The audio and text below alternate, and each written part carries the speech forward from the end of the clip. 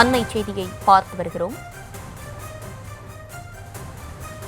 தெற்கு ரயில்வேயில் உதவி லோகோ பைலட் பணியிடங்களுக்கான 2ஆம் கட்ட தேர்வு வரும் மார்ச் 19ஆம் தேதி அன்று நடைபெறவுள்ள நிலையில் தமிழ்நாட்டை சேர்ந்த 90% தேர்வர்களுக்கு தெலுங்கானா மாநிலத்தில் மையம் ஒதுக்கீடு செய்யப்பட்டுள்ளதாக வரும் செய்திகள் அதிர்ச்சி அளிப்பதாக எதிர்க்கட்சித் தலைவர் இபிஎஸ் தெரிவித்திருக்கிறார். அது தொடர்பான அண்மை செய்தியை பார்த்து வருகிறோம். தெற்கு ரயில்வேயில் உதவி லோகோ பைலட் பணியிடங்களுக்கான 2ஆம் கட்ட தேர்வு வரும் மார்ச் 19 அன்று நடைபெற உள்ள நிலையில இதற்கான மையம் தெலுங்கானா மாநிலத்தில் ஒதுக்கீடு செய்யப்பட்டிருப்பதாக வரும் செய்திகள் அதிர்ச்சி அளிப்பதாகவும் மேலும் தமிழ்நாட்டிலேயே ஒதுக்கீடு செய்யுமாறு மத்திய அரசை வலியுறுத்துவதாகவும் குறிப்பிட்டு ஒரு பதிவு ஒன்றை எதிர்க்கட்சித் தலைவர் எடப்பாடி பழனிசாமி வெளியிட்டிருக்கிறார். அந்த வகையில் அவர் வெளியிட்டிருக்கக்கூடிய பதிவில் தெற்கு ரயில்வேயில் உதவி லோகோ பைலட் பணியிடங்களுக்கான 2ஆம் கட்ட தேர்வு வரும் மார்ச் 19 அன்று நடைபெற உள்ள நிலையில் தமிழ்நாட்டை சேர்ந்த 90% தேர்வர்களுக்கு தெலுங்கானா மாநிலத்தில் மையம் ஒதுக்கீடு செய்யப்பட்டுள்ளதாக வரும் செய்திகள்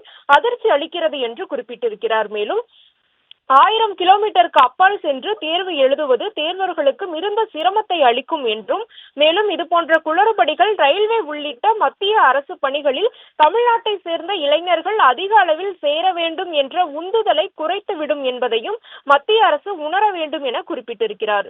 மேலும் தேர்வர்களின் கோரிக்கையினை கருத்திற்கொண்டு தமிழ்நாட்டு தேர்வர்களுக்கான அந்த மையங்களை தமிழ்நாட்டிலேயே ஒதுக்கீடு செய்யுமாறு மத்திய அரசையும் தெற்கு ரயில்வே நிர்வாகத்தையும் வலியுறுத்துவதாக அந்த பதிவில் தெரிவித்திருக்கிறார்.